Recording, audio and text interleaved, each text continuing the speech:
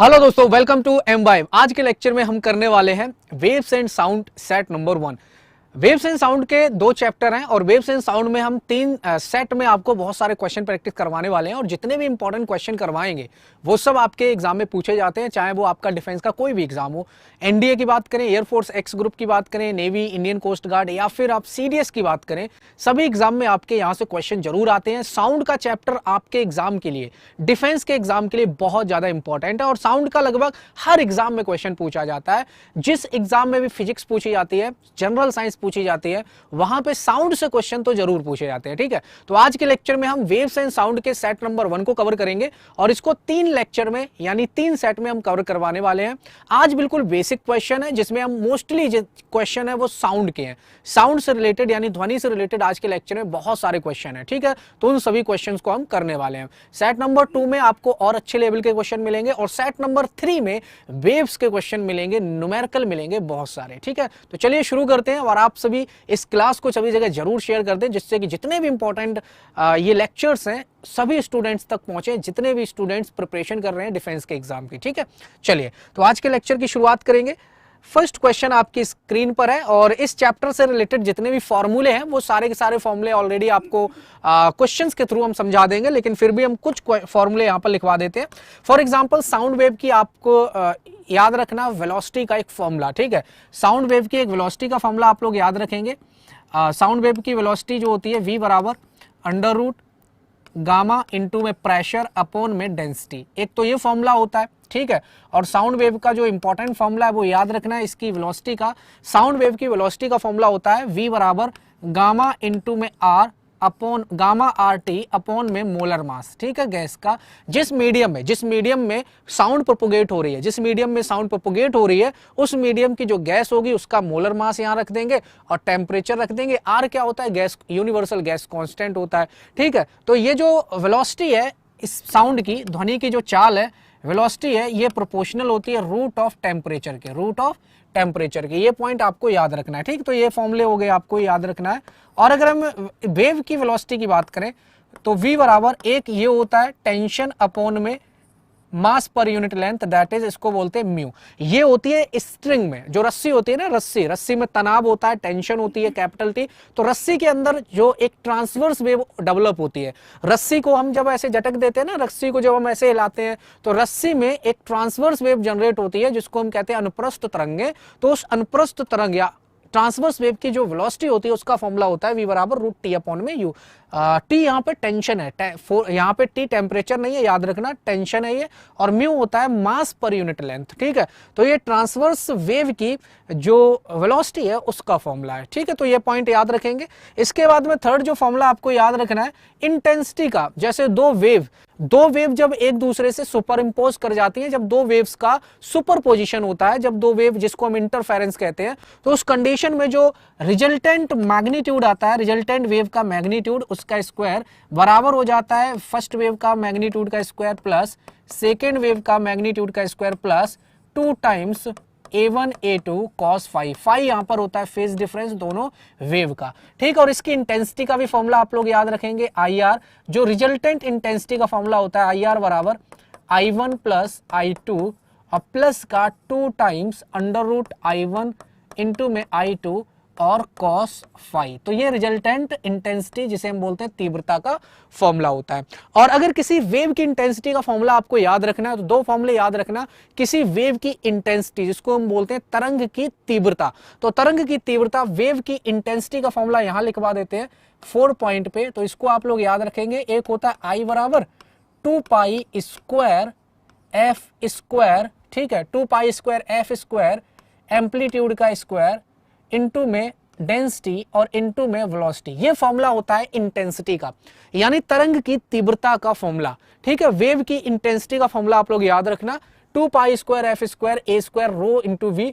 पाई और 2 जानते ही हैं, एफ फ्रीक्वेंसी है वेव की, ए एम्पलीट्यूड है वेव का, रो डेंसिटी है जिस मीडियम में वेव प्रोपोगेट कर रही है, चल रही है, संचरण कर रही है, वी क्या है?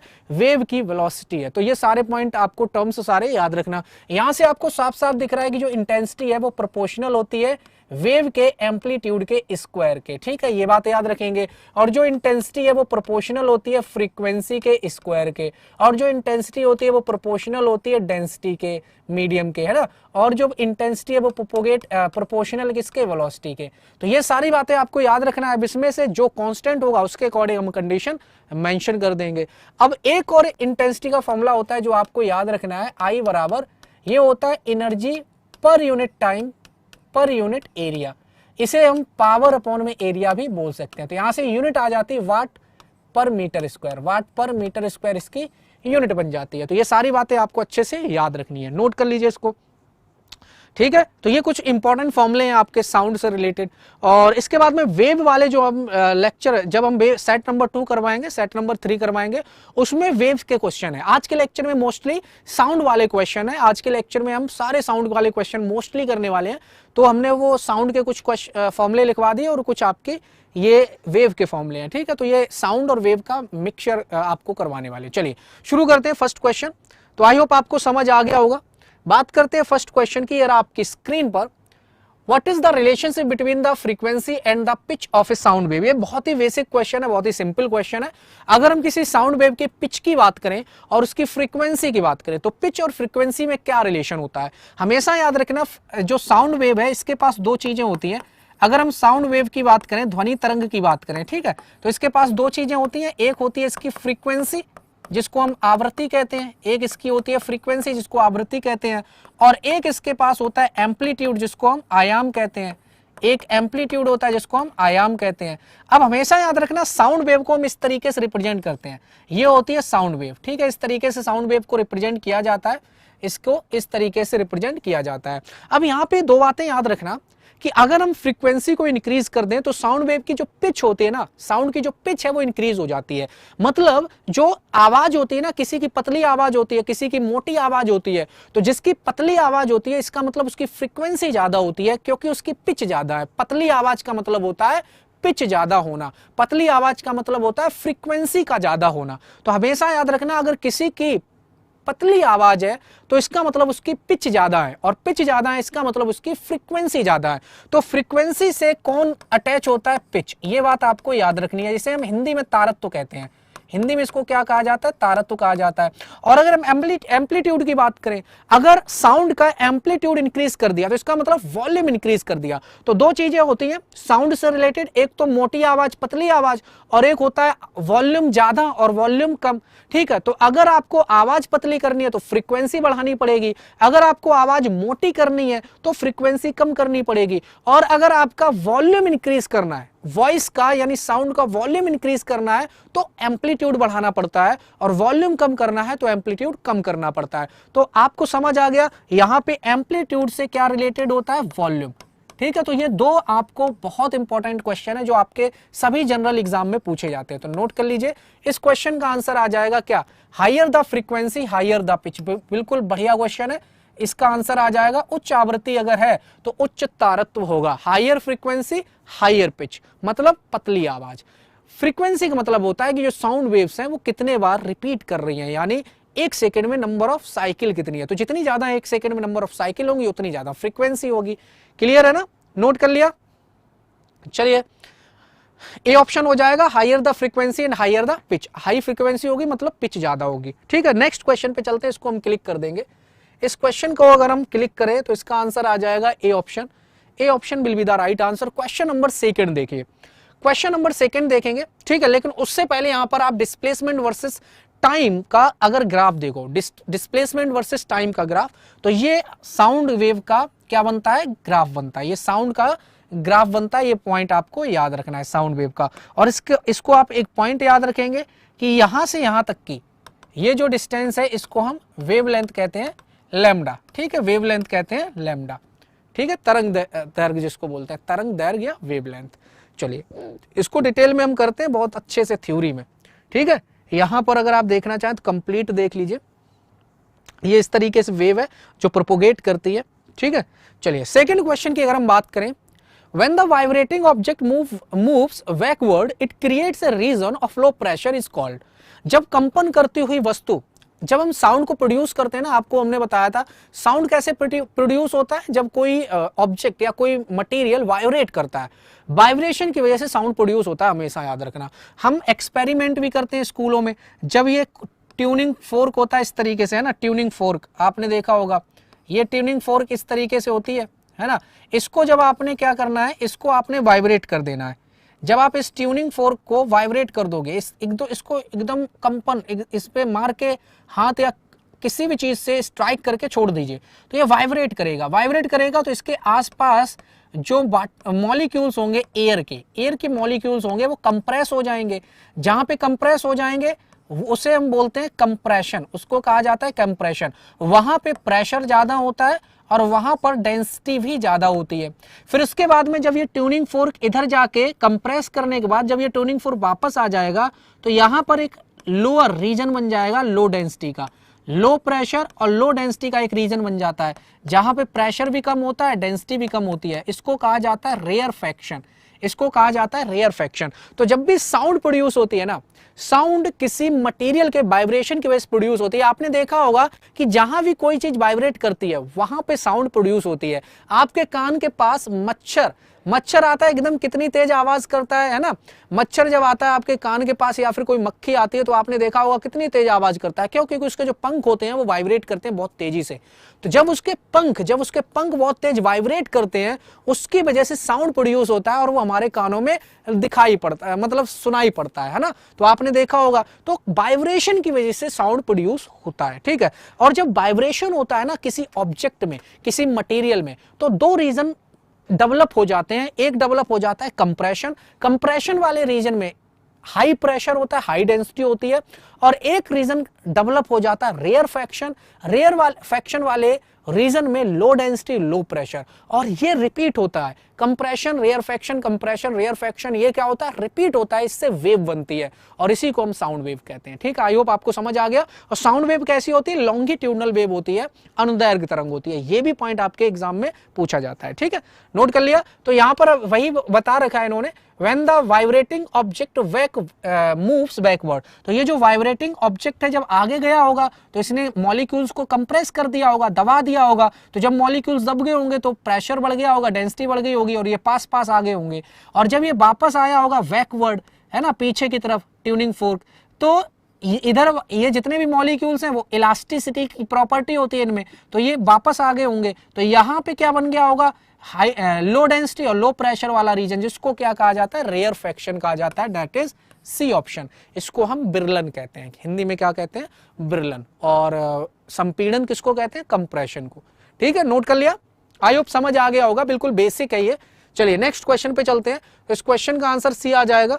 क्वेश्चन नंबर 3 देखिए, क्वेश्चन नंबर 3 में क्या गिवन है, तो यहां पर देखो बिल्कुल बेहतरीन तरीके से विजुअलाइजेशन आप कर सकते हो। यहां पे ये क्या है? अलार्म है ना, सुबह सुबह जगते हैं, सुबह सुबह अलार्म लगा देते हैं, तो अलार्म से क्या निकल रही? बहुत तेज वाइब्रेशन हो रहा है अलार्म में, है ना। अलार्म में स्प्रिंग लगी होती है, तो जैसे ही बजता है उसमें वाइब्रेशन होता है, बहुत तेज साउंड प्रोड्यूस हो रही है। अब इस साउंड की वजह से देखो आपको दिख रहा होगा कि मॉलिक्यूल पास आ रहे हैं, मॉलिक्यूल दूर हो रहे हैं, तो ये कंप्रेशन रीजन बन रहा है, रेयरफेक्शन। देखो compression region, rarefaction, compression region, rarefaction. तो यहाँ पे आपको साफ साफ क्लियरली दिख रहा है, ये कंप्रेशन रीजन है, ये रेयरफेक्शन रीजन, ये कंप्रेशन, ये rarefaction, compression, rarefaction, compression, rarefaction, compression, और ये रेयरफेक्शन, फिर कंप्रेशन।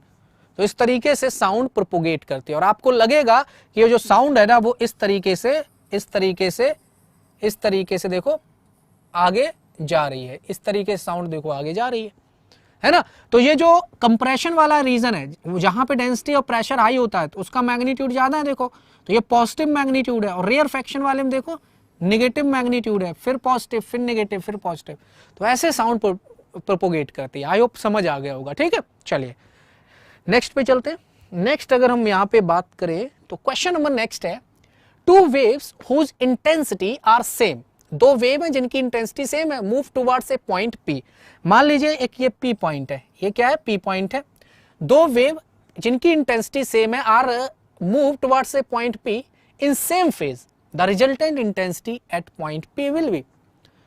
सेम फेज में, यानी दो, ये एक पी पॉइंट है, एक वेव ऐसे आ रही है सेम फेज में, दूसरी वेव ऐसे आ रही है, सेम डायरेक्शन नहीं बोला इन्होंने, सेम फेज की बात की है, ठीक है। तो इस तरीके से दो वेव आ रही हैं, तो इस पी पॉइंट पर दोनों वेव मिक्स हो जाती हैं, मिल जाती हैं, तो इनकी रिजल्टेंट इंटेंसिटी होती है आई इंटू आई आर बराबर I1 प्लस I2 और प्लस का 2 times root I1 root I2 cos phi, ठीक है। ये होता है इसका रिजल्टेंट इंटेंसिटी जब दो वेव इंटरफेयर करती हैं, इसको बोलते हैं इंटरफेरेंस, इसको कहा जाता है इंटरफेरेंस। दो वेव्स जब इंटरफेयर करती हैं तो उनके बीच में इंटरफेरेंस होता है, तो उनका रिजल्टेंट इंटेंसिटी का फॉर्मूला क्या होता है, I1 plus I2 plus 2 times root I1 root I2 cos phi, ठीक है।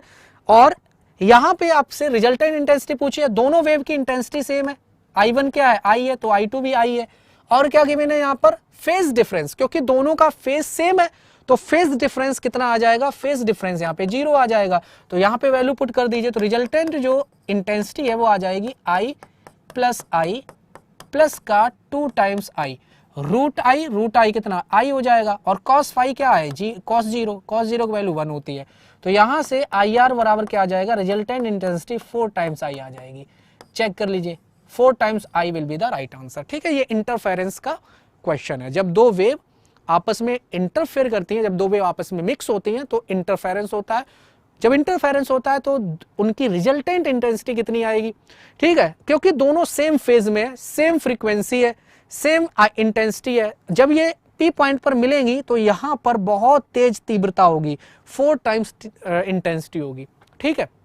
नोट कर लीजिए इसको, तो यहां पे इस क्वेश्चन का आंसर क्या आ जाएगा, A option will be the right answer. Interference का ये बेहतरीन क्वेश्चन है, ठीक है। चलिए नेक्स्ट क्वेश्चन पे चलते हैं, तो आई होप आपको क्लियर हो गया होगा। क्वेश्चन नंबर ए को हम क्लिक कर देंगे, यहां पे सबमिट कर देंगे। क्वेश्चन नंबर 4 देखिए, the distance between two consecutive compressions और rarefaction travel per unit time gives. भाई बहुत ही शानदार क्वेश्चन है, इसमें दिमाग लगाना पड़ेगा। कई स्टूडेंट्स इस क्वेश्चन को पढ़कर गलत आंसर कर सकते हैं, है ना। ज्यादातर स्टूडेंट्स इस क्वेश्चन का आंसर वेवलेंथ कर देंगे, लैम्डा कर देंगे, जिसको हम तरंग दैर्घ्य बोलते हैं, लेकिन ध्यान से पढ़ना है आपको। इस क्वेश्चन में पूछा क्या है, the distance between two consecutive compression और रेयरफेक्शन।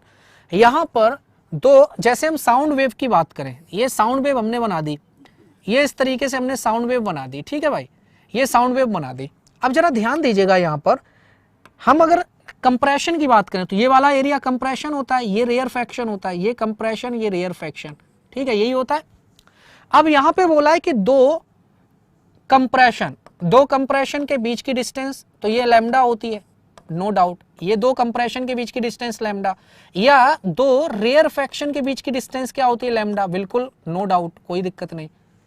लेकिन इन्होंने ये थोड़ी ना पूछा है कि दो कंप्रेशन के बीच की डिस्टेंस क्या है, दो रेयरफेक्शन के बीच की डिस्टेंस क्या है, इन्होंने कहा है कि दो कंप्रेशन के बीच की डिस्टेंस पर यूनिट टाइम क्या है। नहीं आई बात समझ, क्वेश्चन पढ़िए, the distance between two consecutive compression और rarefaction travel per unit time, per unit of time, that is, अगर हम यहां पर क्वेश्चन की बात करें, क्या पूछा है, इन्होंने कहा है दो कंप्रेशन या दो रेयरफेक्शन के बीच जो डिस्टेंस है पर unit time, per unit time, इसको हम क्या कहते हैं, वेलोसिटी कहते हैं मेरे दोस्त, स्पीड ऑफ साउंड, साउंड की क्या बोलते हैं, स्पीड बोलते हैं, स्पीड ऑफ साउंड बोलते हैं। यहां पे बस टाइम को क्या मान लिया, यूनिट टाइम मतलब 1 मान लीजिए, तो यानी लैम्डा पर यूनिट टाइम क्या होती है, स्पीड ऑफ साउंड होती है। तो यहाँ पे स्पीड ऑफ साउंड की बात कर रहे हैं, लैम्डा की बात नहीं कर रहे। बहुत सारे स्टूडेंट लैम्डा का आंसर कर देंगे यहाँ पे, ठीक है। तो density of sound wave, the speed of sound wave, the wavelength of sound wave, frequency, तो यहाँ पे आंसर आ जाएगा स्पीड ऑफ साउंड वेव, ठीक है। आंसर क्या आ जाएगा, बी ऑप्शन। नोट कर लीजिए इसको, स्पीड ऑफ, ठीक है। तो इन्होंने बोला है कि दो रेयरफेक्शन या दो कंप्रेशन के बीच जो डिस्टेंस है पर यूनिट टाइम, डिस्टेंस पर यूनिट टाइम, तो वेलोसिटी स्पीड होती है, ठीक है। चलिए, तो इस क्वेश्चन को हम क्या कर देंगे, click, V option will be the right answer. Question number 5 देखिए, 5 के क्वेश्चन नंबर में, हिंदी वाले बच्चे एक बार हिंदी में देख ले, समय की प्रति इकाई दो क्रमागत संपीड़नों या विरलनों के बीच की दूरी को ध्वनि की चाल कहते हैं, ठीक है। तो इस क्वेश्चन को हम क्लिक कर देंगे हिंदी में। क्वेश्चन नंबर 5 में क्या गिवन है, the superposition takes place between two waves of frequency f and amplitude A, the total intensity is directly proportional to the. आवृत्ति f और आयाम a की दो तरंगों के बीच अध्यारोपण होता है, इस आधार पर कुल तीव्रता किसके अनुपातिक होगी। इस क्वेश्चन का आंसर बहुत ही शानदार है, जरा यहां पर ध्यान दीजिए। अगर हम यहाँ पे दो वेव्स, जब भी दो वेव आपस में इंटरफेयर करती हैं, जब भी इंटरफेरेंस होता है दो वेव्स के बीच में, अब यहाँ पे दोनों वेव का क्या क्या सेम दे रखा है, फ्रीक्वेंसी सेम दे रखी है, ठीक है, और एम्पलीट्यूड सेम दे रखा है। अब जरा ध्यान दीजिएगा, अगर हम यहाँ पर बात करें रिजल्टेंट एम्पलीट्यूड की, तो रिजल्टेंट एम्पलीट्यूड का फॉर्मूला होता है ए आर स्क्वायर बराबर A1 square plus A2 square और प्लस का 2 times A1 A2 cos phi, ठीक है, ये फॉर्मूला होता है। ये फॉर्मूला किसका है? ये रिजल्टेंट एम्पलीट्यूड का है, ये रिजल्टेंट एम्पलीट्यूड का है। जब भी दो वेव आपस में इंटरफेयर करती हैं तो रिजल्टेंट एम्पलीट्यूड का फॉर्मूला क्या आता है, ये आता है। और रिजल्टेंट इंटेंसिटी का फॉर्मूला क्या होता है? रिजल्टेंट इंटेंसिटी का फॉर्मूला होता है IR बराबर I1 प्लस I2 प्लस का 2 times root I1 root I2 और cos फाई। अब ये कहां से आता है? क्योंकि जो इंटेंसिटी है वो डायरेक्टली प्रोपोर्शनल होती है एरिया एम्पलीट्यूड के स्क्वायर के, या फिर आप कह सकते हो कि जो एम्पलीट्यूड है वो डायरेक्टली प्रोपोर्शनल है इंटेंसिटी के रूट के, यानी रूट ऑफ इंटेंसिटी के, ठीक है। अब यहां पर देखिए क्या क्या गिवन है, फ्रीक्वेंसी सेम है और एम्पलीट्यूड सेम है, ठीक है। तो फिर इन्होंने रिजल्टेंट द टोटल इंटेंसिटी के बारे में बात की है। तो पहले हम यहां से रिजल्टेंट एरिया निकालें, क्या निकालें? Resultant amplitude. तो जब आप रिजल्टेंट एम्पलीट्यूड निकालोगे तो ए आर का स्क्वायर बराबर क्या आ जाएगा? ये आ जाएगा ए स्क्वायर प्लस ए स्क्वायर, स्मॉल ए दे रखा है ना, तो यहां पे आप स्मॉल ए, चलो स्मॉल ए ही रहने दीजिए, प्लस 2 टाइम्स ए स्क्वायर, कॉस फाई को ऐसे ही रहने दो, कॉस फाई को आप ऐसे ही रहने दीजिए, ठीक है। अब जरा ये बताओ ए आर स्क्वायर को हम क्या लिख सकते हैं? क्या ए आर स्क्वायर को क्या हम आई लिख सकते हैं, इंटेंसिटी लिख सकते हैं? बिल्कुल। तो हम इधर साइड में हम क्या लिख देंगे? रिजल्टेंट इंटेंसिटी लिख देंगे, बराबर ये हो जाएगा ए स्क्वायर 2 ए स्क्वायर यहां से कॉमन ले लीजिए, 2 ए स्क्वायर कॉमन ले लिया, यहां पे बचेगा 1 प्लस कॉस फाई। अब आपको पता है कि 1 प्लस कॉस फाई को हम क्या लिख सकते हैं? हमें पता है कि कॉस 2 थीटा क्या होता है? 2 कॉस स्क्वायर थीटा माइनस 1, यही होता है ना, यही होता है। और अगर हम यहाँ पे कॉस थीटा की बात करें तो कॉस थीटा को क्या लिख सकते हैं? 2 cos square theta by 2 minus 1, मतलब यहाँ पे जो भी एंगल होता है वो हाफ हो जाता है यहाँ पे, ठीक है। तो क्या हम 1 प्लस कॉस फाई, तो कॉस फाई को हम क्या लिख सकते हैं? तो ये आ जाएगा 2 ए स्क्वायर, 1 ऐसे ही रहने दीजिए, प्लस कॉस फाई को हम लिख सकते हैं 2 cos square phi by 2 minus 1, ये 1 से 1 कैंसिल हो जाएगा। तो यहां से जो रिजल्टेंट इंटेंसिटी है यहां लिख देते हैं, जो रिजल्टेंट इंटेंसिटी है वो कितनी आ जाएगी? 2 2 जा 4, 4 A square cos square phi by 2, क्या ये आ जाएगी? अब यहां पे डायरेक्ट आपको दिख रहा है कि जो रिजल्टेंट इंटेंसिटी है वो किसके प्रोपोर्शनल है? 4 ए स्क्वायर के प्रोपोर्शनल है, ठीक है। तो यहां से आपको डायरेक्ट दिख रहा है कि जो रिजल्टेंट इंटेंसिटी है वो प्रोपोर्शनल है किसके? 4 ए स्क्वायर के, यही आंसर हो जाएगा, नोट कर लीजिए, that is the answer. Clear है ना? तो यहां पे आपको याद रखना है कि रिजल्टेंट इंटेंसिटी को हम कैसे लिखते हैं और रिजल्टेंट एम्पलीट्यूड को कैसे लिखते हैं। कि जब दो वेव आपस में इंटरफेयर करती है, जब दो वेव आपस में मिक्स हो जाती हैं तो उसे हम इंटरफेरेंस कहते हैं। तो उसका रिजल्टेंट एम्पलीट्यूड का ये फॉर्मूला है, रिजल्टेंट इंटेंसिटी का ये फॉर्मूला है, परिणामी आयाम और परिणामी तीव्रता, इन दोनों के फॉर्मूले ये हैं। फिर हमें पता है कि जो इंटेंसिटी है वो डायरेक्टली प्रोपोर्शनल है एम्पलीट्यूड के स्क्वायर के, या फिर आप लिख सकते हो एम्पलीट्यूड प्रोपोर्शनल है किसके? रूट ऑफ इंटेंसिटी के। अब यहां से हमें पता है कि दोनों वेव्स का जो एम्पलीट्यूड है वो सेम है, फ्रीक्वेंसी सेम है, तो यहां पे रख देंगे। तो जब ये निकालें बस यहाँ पे cos फाई को हमें चेंज करना था 2 cos square phi by 2 minus 1 में, जिससे कि हम प्रोपोर्शनलिटी निकाल सकें। तो जो रिजल्टेंट इंटेंसिटी है वो प्रोपोर्शनल हो जाएगी 4 ए स्क्वायर के, ठीक है। आई होप समझ आ गया होगा, इसको अच्छे से नोट कर लीजिए। चलिए तो इसको हम हटा देते हैं।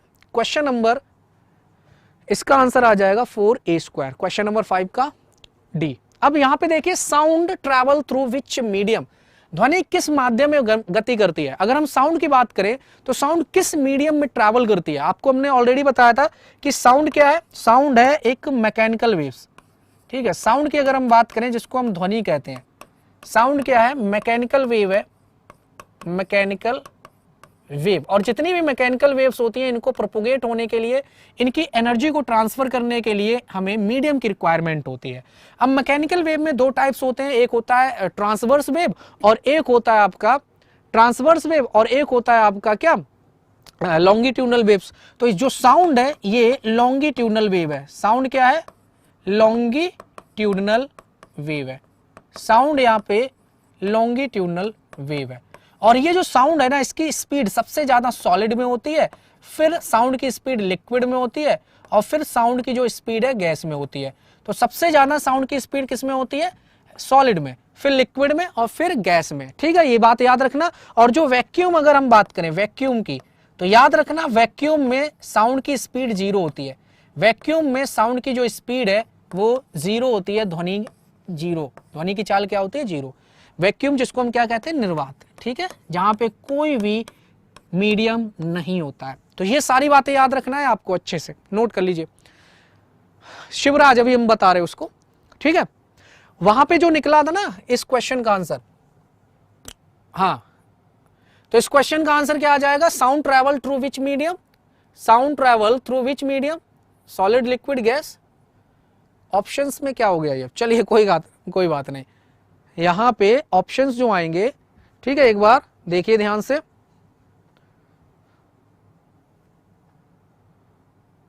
चलिए यहां पे आपको मैं समझा देता हूं। यहां पे अगर हम बात करें जो रिजल्टेंट इंटेंसिटी आई थी, जरा देखिए ध्यान से, रिजल्टेंट इंटेंसिटी क्या आई, ये निकल के आई 4a² cos स्क्वायर 5/2।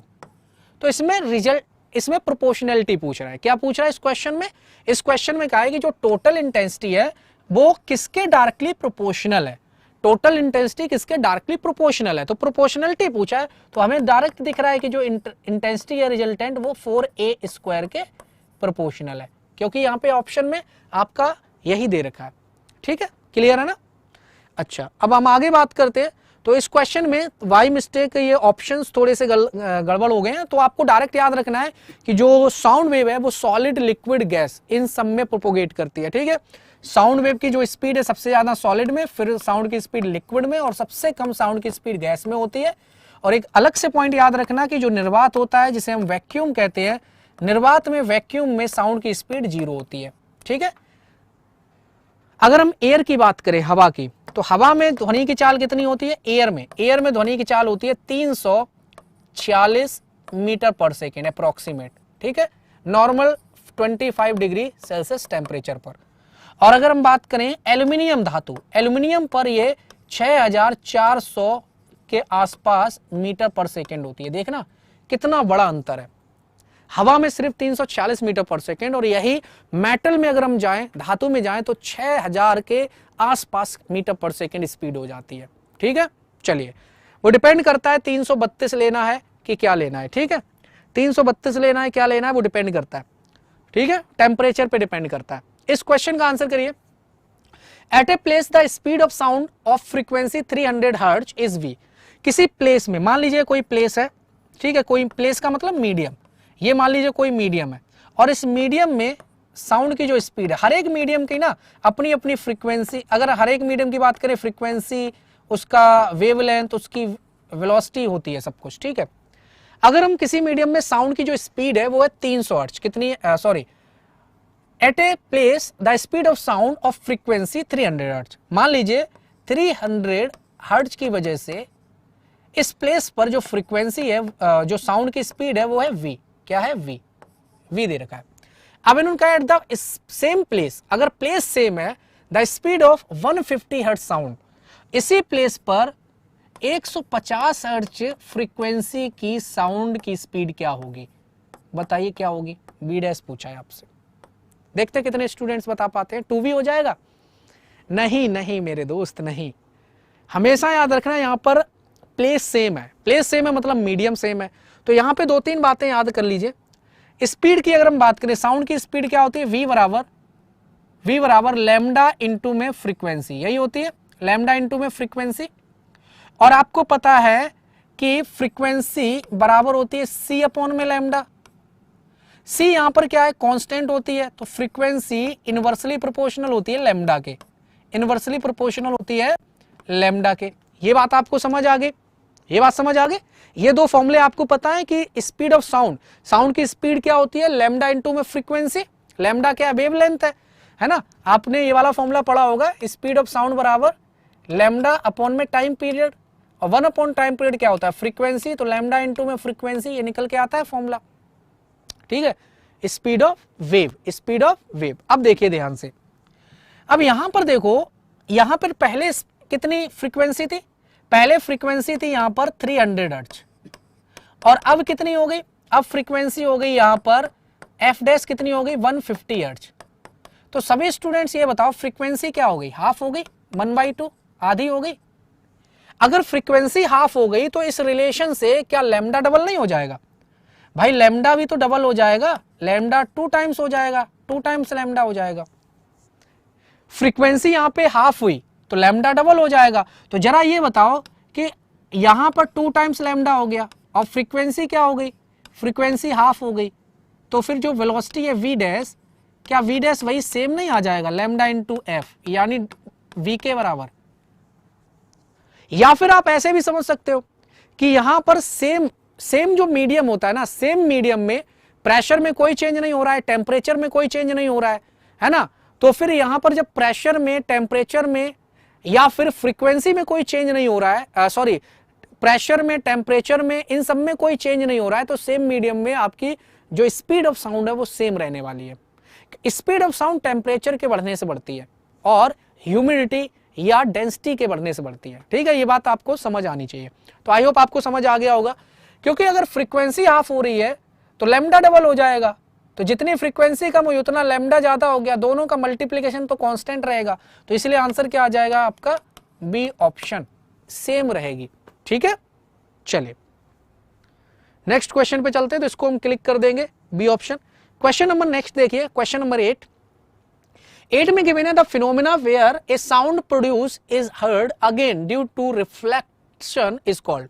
आपने देखा होगा कि अगर आप ऊंची बिल्डिंग के पास जाओ, आप ऊंची बिल्डिंग के पास जाओ या फिर आप किसी पहाड़ी के पास जाओ और यहां पे आपने ताली बजा दी या फिर आपने चिल्ला दिया, है ना, आपने यहां से अगर चिल्ला दिया, ये मान लीजिए कोई ऊंची बिल्डिंग है, तो आपकी जो साउंड जाएगी वो टकरा के वापस आ जाएगी, साउंड टकरा के वापस आपको सुनाई पड़ेगी। इसको इको कहा जाता है, इसको क्या कहा जाता है, इको कहा जाता है।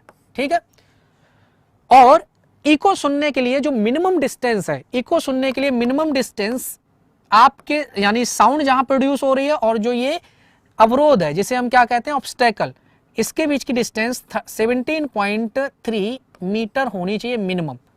इतने मीटर की अगर डिस्टेंस है तो आपको इको मिनिमम इतनी होनी चाहिए, तो आपको इको सुनाई पड़ेगी। इको का मतलब है क्या है, इको का मतलब कि जब आप ऊंची बिल्डिंग के पास खड़े हो, आपने कुछ भी बोला तो आपकी आवाज दोबारा से आपको सुनाई पड़ेगी। ठीक है, क्लियर है ना, नोट कर लीजिए। और आपके दिमाग में, ह्यूमन ब्रेन में कोई भी साउंड सुनने के लिए, डिस्टिंक्ट अलग अलग साउंड सुनने के लिए आपके ब्रेन में कम से कम 0.01 सेकेंड तक साउंड रहती है। ये बात याद रखना, 0.1 सेकेंड तक साउंड रहती है। ठीक है, 0.1 सेकेंड तक साउंड हमारे ब्रेन में रहती है। ठीक है, तो ये इस क्वेश्चन का आंसर आ जाएगा प्रतिध्वनि, इको। इस क्वेश्चन का आंसर क्या आ जाएगा, इको, दैट इज प्रतिध्वनि। ठीक है, गुड इवनिंग। चलिए, तो ये इस क्वेश्चन को हम क्लिक कर देंगे, इस क्वेश्चन के आंसर को। क्वेश्चन नंबर 9 देखिए जरा। क्वेश्चन नंबर 9 में क्या गिवन है, the ratio of amplitude of 2 wave is 3:4, यानी 2 वेव है और 2 वेव का जो रेशियो है वो 3:4 दे रखा है। इसका मतलब ये है कि 2 वेव का जो एम्पलीट्यूड है, 2 वेव का, तो पहली वेव का एम्पलीट्यूड A1 मान लिया, दूसरी वेव का एम्पलीट्यूड A2 मान लिया, इसका रेशियो दे रखा है। कितना रेशियो दे रखा है, 3:4, दैट इज 3/4। ठीक है, ये गिवन है। और इसी चीज को हम क्या ये लिख सकते हैं, यही आपका गिवन है √I1 अपॉन में √I2। ठीक है, क्योंकि हमने बताया था कि जो A है वो किसके प्रोपोर्शनल होता है, √I के। तो अगर A1 अपॉन A2 का रेशियो गिवन है, A1 अपॉन A2 का रेशियो गिवन है 3/4, तो इसका मतलब root I1 upon root I2 का भी रेशियो गिवन है 3/4, यही हुआ इसका मतलब। ठीक है, तो ये दोनों बातें आपको अच्छे से याद रखनी है। अब क्वेश्चन में क्या बोला है, the ratio of maximum and minimum intensity obtain from them. Maximum intensity क्या होती है, उसका फॉर्मूला यहां पे लिख लीजिए पहले। मैक्सिमम इंटेंसिटी का फॉर्मूला होता है I मैक्स बराबर root of I1 plus root of I2 और इसका होल स्क्वायर, ये होती है मैक्सिमम इंटेंसिटी। मिनिमम इंटेंसिटी का फॉर्मूला होता है I min बराबर root of I1 minus root of I2 और इसका स्क्वायर। यानी ये जो cos फाई थी ना, इंटेंसिटी के टर्म में एक cos फाई टर्म होता है, cos फाई की मैक्सिमम वैल्यू क्या लिखोगे, 1 लिखोगे, तो फिर आपका root I1 plus root I2 का होल स्क्वायर बन जाएगा। और cos फाई की मिनिमम वैल्यू क्या लिखोगे, -1 लिखोगे, तो cos फाई की मिनिमम वैल्यू लिखोगे माइनस, तो मिनिमम आ जाएगा root I1 minus root I2 का होल स्क्वायर। क्योंकि हमने इंटेंसिटी का फॉर्मूला अभी बताया था, इंटेंसिटी क्या होती है, I बराबर resultant intensity I1 plus I2 और प्लस का 2 times root I1 root I2। ठीक है, यही बताया था अभी। और क्या था, cos फाई। तो अगर आपको मैक्सिमम इंटेंसिटी चाहिए तो cos फाई की वैल्यू मैक्सिमम हो और वो 1 होती है, तो आपका ये बन जाएगा root I1 plus root I2 का होल स्क्वायर। और अगर आपको मिनिमम इंटेंसिटी चाहिए तो cos फाई की वैल्यू -1 हो, cos फाई की वैल्यू -1 पे मिनिमम वैल्यू होती है, तो यहाँ पे मिनिमम इंटेंसिटी का फॉर्मूला बन जाएगा root I1 minus root I2 का होल स्क्वायर। इन दोनों का रेशियो पूछा है, ठीक है, रख दीजिए। तो यहां से I मैक्स, ठीक है, अपॉन में I min क्या आ जाएगा, ये आ जाएगा रूट I1, ठीक है, रूट I1। तो रूट I1 कितना है आपका 3 है, प्लस रूट I2 कितना है 4 है, इसका क्या हो जाएगा होल स्क्वायर डिवाइडेड बाई। ठीक है, अच्छा एक second, root I1 plus root I2 ये डायरेक्ट गिवन है, ये क्या गिवन है, डायरेक्ट गिवन है। रूट I1 की वैल्यू कितनी गिवन है 3, तो रूट I1 की वैल्यू हम 3 लिखेंगे प्लस रूट I2 की वैल्यू 4 लिखेंगे और इधर क्या लिखेंगे 3 माइनस 4 का होल स्क्वायर। तो ये कितना आ जाएगा 7 का स्क्वायर 49 और ये -1 का स्क्वायर 1, तो 49 1 रेशियो आ जाएगा। आई होप समझ आ गया होगा। B option will be the right answer, check कर लीजिए। ठीक है, यहाँ पे डायरेक्ट वैल्यू गिवन है रूट I1। देखो प्रोपोर्शनलिटी, यहाँ पे आप ऐसे भी कर सकते हैं कि अगर आप इसको ऐसे लिखना चाहो ना, रूट I1 की वैल्यू यहाँ पे आ जाएगी 3 टाइम कोई कांस्टेंट वैल्यू के मान लीजिए, और रूट I2 की वैल्यू आप लिख सकते हो 4 टाइम्स कोई कांस्टेंट वैल्यू के। अब ये जब वैल्यूज यहाँ पे पुट करोगे तो के से के जो कांस्टेंट वैल्यूज होती है वो कट हो जाती हैं, ठीक है। तो इसीलिए आपको हमने डायरेक्ट के नहीं लिखा है यहाँ पर, आप डायरेक्ट यहाँ लिख सकते हो रूट I1 की जगह 3, रूट I2 की जगह 4, ठीक है, इसका सोल्यूशन आ जाएगा। एम्पलीट्यूड का भी फॉर्मूला हम बता देते हैं, नोट कीजिए इसका आंसर। ठीक है, क्लियर हो गया, बहुत अच्छे। नेक्स्ट क्वेश्चन पे चलते हैं, इसको हम क्लिक कर देंगे, आंसर आ जाएगा हमारा बी ऑप्शन। ठीक है, नेक्स्ट क्वेश्चन में क्या गिवन है, the sound which is produced due to a mixture of several frequencies called. बहुत सारी फ्रीक्वेंसी के मिक्सचर के साउंड को हम क्या कहते हैं। जैसे हमने देखा है कि बहुत सारी फ्रीक्वेंसी एक साथ बहुत सारे इक्विपमेंट बज रहे हैं, है ना, बहुत सारे इक्विपमेंट एक साथ बज रहे हैं। तो यहाँ पे एक पॉइंट याद रखना कि हमने एक फ्रीक्वेंसी, आपने एक इंस्ट्रूमेंट लिया, उससे टोन नहीं कहते हैं बच्चे, टोन नहीं। यहां पर अगर हम बात करें नोट की, किसकी बात करें, नोट की, ठीक है, नोट। तो नोट का मतलब होता है बहुत सारी फ्रीक्वेंसीज का मिक्सचर, ठीक है। यहां पर होता है नोट और एक होती है टोन। टोन का मतलब होता है सिंगल फ्रीक्वेंसी की साउंड, एक होती है टोन। तो इसको, टोन को कहते हैं सिंगल फ्रीक्वेंसी वाली साउंड, और नोट को कहते हैं बहुत सारी फ्रीक्वेंसीज की साउंड का मिक्सचर। बहुत सारी फ्रीक्वेंसीज के साउंड के मिक्सचर को हम टोन कहते हैं, नोट कहते हैं, और टोन का मतलब होता है सिंगल फ्रीक्वेंसी की साउंड। ठीक है, तो यहां पे इस क्वेश्चन का आंसर आ जाएगा ए ऑप्शन, चेक कर लीजिए, A option will be the right answer. इसे स्वर कहा जाता है, क्या कहा जाता है, स्वर, हिंदी में स्वर। नेक्स्ट क्वेश्चन देखिए, the intensity of sound increase at night due to. रात के समय साउंड की जो इंटेंसिटी है वो क्यों इंक्रीज हो जाती है, बताइए। रात के समय साउंड की इंटेंसिटी क्यों इंक्रीज हो जाती है। अगर हम यहां पर इंटेंसिटी के फॉर्मूले की बात करें, साउंड की इंटेंसिटी का formula 2 pi square F square amplitude का स्क्वायर डेंसिटी इनटू वेलोसिटी। अब आप पहचान लीजिए, बताइए, ये इंटेंसिटी का फॉर्मूला होता है। रात के समय क्या होता है कि डेंसिटी इंक्रीज हो जाती है, रात के समय क्या होता है, डेंसिटी इंक्रीज हो जाती है, ठीक है। तो अगर डेंसिटी इंक्रीज हो जाएगी तो क्या इंटेंसिटी इंक्रीज हो जाएगी। इसका मतलब यह है कि अगर दिन में हम कुछ भी बोलते हैं तो वो दूर तक आवाज नहीं सुनाई पड़ेगी, लेकिन रात में अगर आपने जरा सा बोल दिया तो दूर तक आवाज जाएगी, मतलब आपकी इंटेंसिटी इंक्रीज हो गई। ये बात समझ आ रहा है ना। अगर आप दिन में कुछ भी बोलते हो, शोर शराबा रहता है, क्योंकि डेंसिटी दिन में कम रहती है, तो दिन में जब आप बोलते हो ना तो आपकी साउंड की जो आवाज है, या मतलब आपकी जो वॉइस है, वो दूर तक नहीं जाती है, या किसी भी चीज की साउंड दूर तक नहीं सुनाई पड़ती है। लेकिन रात के समय वही अगर आप थोड़ा सा बोल दीजिए, देखिए कितनी दूर तक जाती है आवाज। तो मतलब इंटेंसिटी इंक्रीज हो जाती है रात के समय। क्यों? क्योंकि डेंसिटी इंक्रीज हो जाती है रात के समय, ठीक है। तो यहां पे आप याद रखना, the increase in density in the air. जो एयर है, हवा में डेंसिटी, हवा की जो डेंसिटी है, जो घनत्व है, वो इंक्रीज हो जाएगा, और डेंसिटी इंक्रीज होने से इंटेंसिटी इंक्रीज हो जाएगी, ठीक है। नोट कर लीजिए इसको, डेंसिटी इंक्रीज हुई तो इंटेंसिटी अपने आप इंक्रीज हो जाएगी साउंड की। क्लियर? चलिए, तो इस क्वेश्चन का आंसर क्या आ जाएगा, इस क्वेश्चन का ए ऑप्शन। और हिंदी वाले बच्चे एक बार हिंदी में और देख लें, हिंदी वाले स्टूडेंट्स हिंदी में भी देख लें। यहाँ पे ध्वनि की तीव्रता रात्रि में किसके कारण बढ़ जाती है। तो ध्वनि की तीव्रता रात्रि में वायु के घनत्व में वृद्धि के कारण बढ़ जाती है। वायु के घनत्व में वृद्धि हो जाती है रात के समय, जिसकी वजह से वायु की तीव्रता बढ़ जाती है, ठीक है। तो यहाँ पे ए ऑप्शन आपका राइट आंसर। क्वेश्चन नंबर जरा 12 देखेंगे। 12 नंबर में गिवन है, what is the full form of sonar. Sonar की फुल फॉर्म क्या है। सोनार ये एक डिवाइस है। सोनार क्या है, एक डिवाइस है ना। सोनार की हेल्प से समुद्र में क्या करते हैं, नीचे कितना गड्ढा है, कितनी गहराई है, उसका पता लगाते हैं। या समुद्र के अंदर कोई जहाज, अगर समुद्र के अंदर कोई जहाज डूब गया है तो उसके बारे में हम पता करते हैं, ठीक है। तो यहां पे जरा बात करते हैं, जरा ध्यान से देखिए। सोनार की अगर हम बात करें, सोनार, इसका मतलब होता है, सोनार का मतलब होता है साउंड। एस का मतलब यहां पे है साउंड, ठीक है। एसओ का मतलब हो गया साउंड। एन का मतलब हो गया यहां पे नेविगेशन, नेविगेशन। ए का मतलब एंड हो जाता है यहां पे, एंड रेंज। आर का मतलब हो जाता है रेंजिंग, ठीक है। ये होती है इसकी फुल फॉर्म, याद रखना। Sound, navigation and ranging, that is B option. Sound, navigation and ranging. और इसमें एक पॉइंट याद रखना कि जो आपका सोनार है, ये एक डिवाइस है, इसमें अल्ट्रासाउंड यूज होती है। क्या यूज होती है? अल्ट्रासाउंड यूज होते हैं, अल्ट्रासाउंड, या फिर आप कह सकते हो अल्ट्रासोनिक वेव्स यूज की जाती हैं। अल्ट्रासाउंड या अल्ट्रासोनिक वेव यूज की जाती हैं।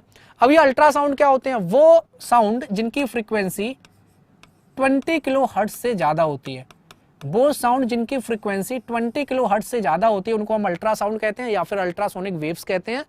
तो इन्हीं का यूज किया जाता है सोनार में, ठीक है। और सोनार की फुल फॉर्म क्या है? Sound, navigation and ranging. इस क्वेश्चन का आंसर क्या आ जाएगा? B option. B option will be the right answer. और आप इसको डी ऑप्शन को भी एक बार चेक कर लीजिए। साउंड ऑफ नेविगेशन रिसर्च गलत है, sound of natural and agriculture research गलत है। तो आपका सही आंसर है साउंड, नेविगेशन एंड रेंजिंग, ठीक है।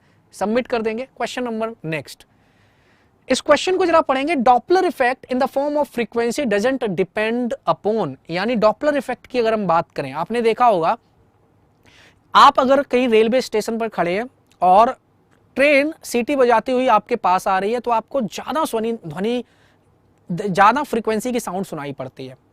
और आपने देखा होगा जब कोई गाड़ी हॉर्न बजाते हुए आपसे दूर जाती है तो उसकी फ्रीक्वेंसी कम होती जाती है। इसे डॉपलर इफेक्ट बोलते हैं। क्या बोलते हैं? डॉपलर का प्रभाव। आप अगर कहीं रोड पर खड़े हो, रात के समय ज्यादा महसूस होता है। आप रात के समय खड़े हो रोड पर, आपके पास मोटरसाइकिल वाला सीटी बजाते हुए, हॉर्न बजाते हुए आपके पास आ रहा है, या आप उसके पास जा रहे हो, तो आपको ज्यादा फ्रीक्वेंसी की साउंड सुनाई पड़ेगी, ठीक है। ये पॉइंट याद रखना है। यहां पे दोनों बातें हैं। एक तो होता है मोटरसाइकिल, उससे हॉर्न बज रहा है, तो मतलब वो सोर्स है साउंड का। और आप अगर वहां पर खड़े हो तो आप ऑब्जर्वर हो गए, आप उस ध्वनि को सुन रहे हैं, मतलब आप ऑब्जर्वर हो गए, आप ऑब्जर्व कर रहे हैं, ठीक है। तो यहां पर आप बना लीजिए, यहां पर आप यहां पर क्या है? ऑब्जर्वर हैं। और ये मान लीजिए अगर हम यहां पे बात करें, ये इस तरीके से, ये कोई साउंड, ठीक है, ये सोर्स है जहां से साउंड निकल रहा है, मतलब ये हॉर्न बजाते हुए आ रहे हैं। अब या तो आप इसके पास जाओ या फिर ये सोर्स आपके पास आए, ठीक है। इस सोर्स की जो स्पीड है उसको bs से दिखाते हैं, ऑब्जर्वर की जो स्पीड है उसको b नॉट से दिखाते हैं। सोर्स से, स्रोत से जो ध्वनि निकल रही है उसकी फ्रीक्वेंसी हमने f मान ली, ठीक है। अब ऑब्जर्वर या तो सोर्स के पास जाए या सोर्स ऑब्जर्वर के पास आ रहा हो, दोनों ही कंडीशन में कोई पास पास दोनों आ रहे हैं, तो उस कंडीशन में फ्रीक्वेंसी बढ़ जाती है, जो फ्रीक्वेंसी है वो इंक्रीज हो जाती है।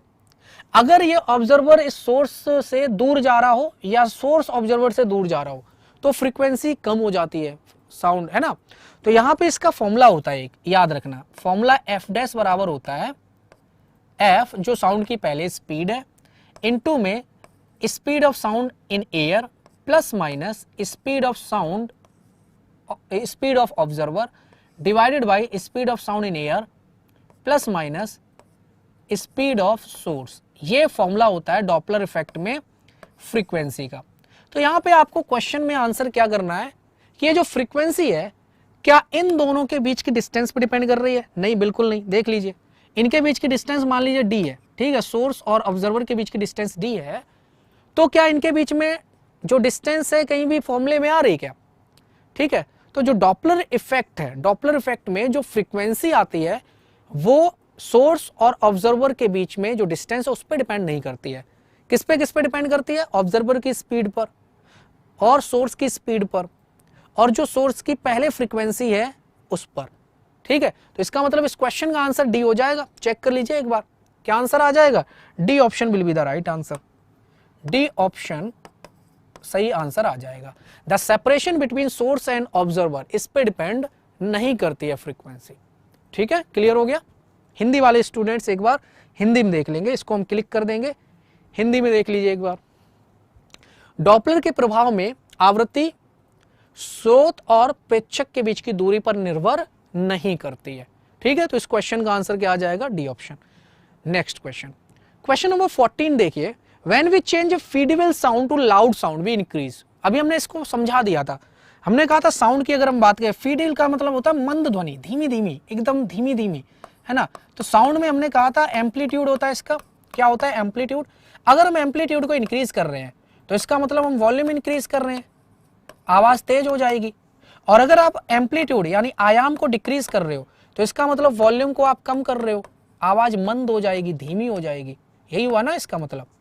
और अगर आप फ्रीक्वेंसी इंक्रीज करते हो तो पिच इंक्रीज होती है, मतलब आवाज पतली हो जाएगी। ठीक है, पिच क्या हो जाएगी? इंक्रीज। तो इस क्वेश्चन का आंसर क्या आ जाएगा? आप क्या इंक्रीज कर रहे हो? एम्पलीट्यूड। क्या इंक्रीज कर रहे हो? एम्पलीट्यूड। ठीक है, when we change feeble sound, feeble, क्या यहां पर? फीबल, मंद ध्वनि, है ना। जब हम फीबल साउंड से लाउड साउंड की तरफ जा रहे हैं तो मतलब हम एम्पलीट्यूड इंक्रीज कर रहे हैं। क्या इंक्रीज कर रहे हैं? एम्पलीट्यूड। तो इस क्वेश्चन का आंसर क्या आ जाएगा? B option. नेक्स्ट देखिए, क्वेश्चन नंबर 15 में क्या गिवन है? When the velocity of sound in air is 350 metre per second.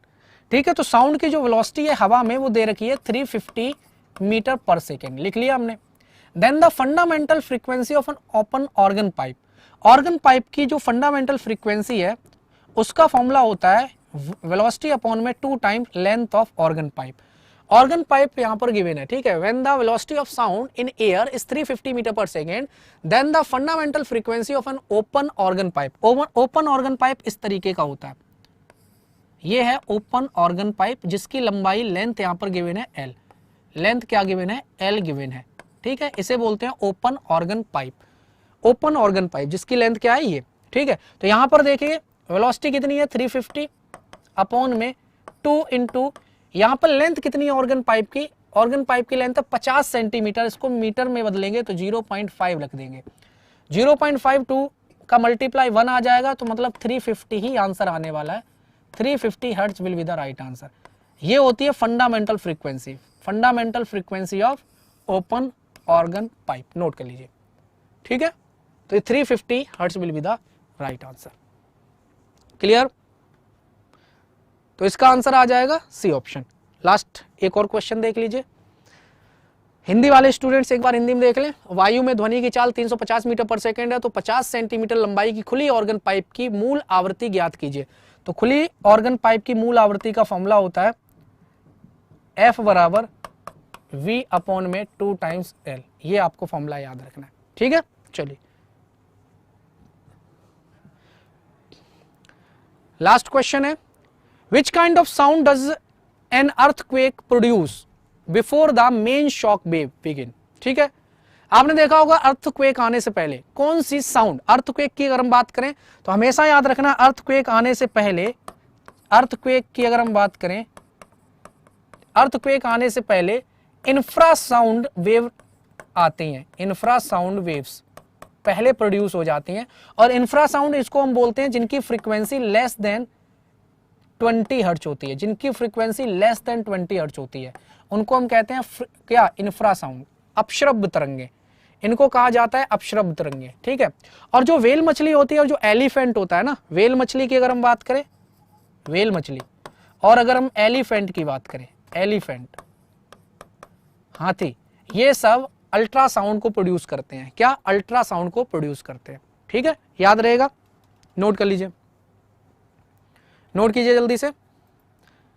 तो इस क्वेश्चन का आंसर क्या आ जाएगा, infrasound, infrasound will be the right answer.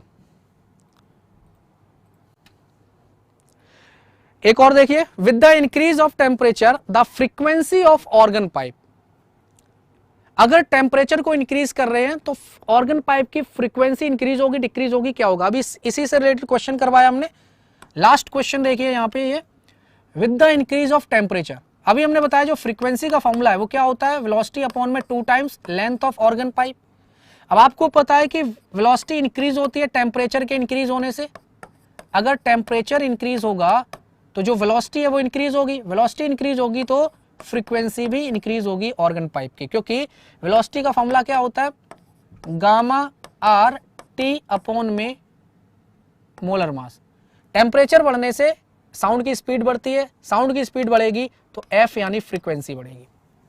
ठीक है, चलिए, तो ये था हमारा क्वेश्चन आज का। इस क्वेश्चन का आंसर आ जाएगा ए ऑप्शन। सामने आपके होमवर्क है, इस होमवर्क का क्वेश्चन जरूर करना।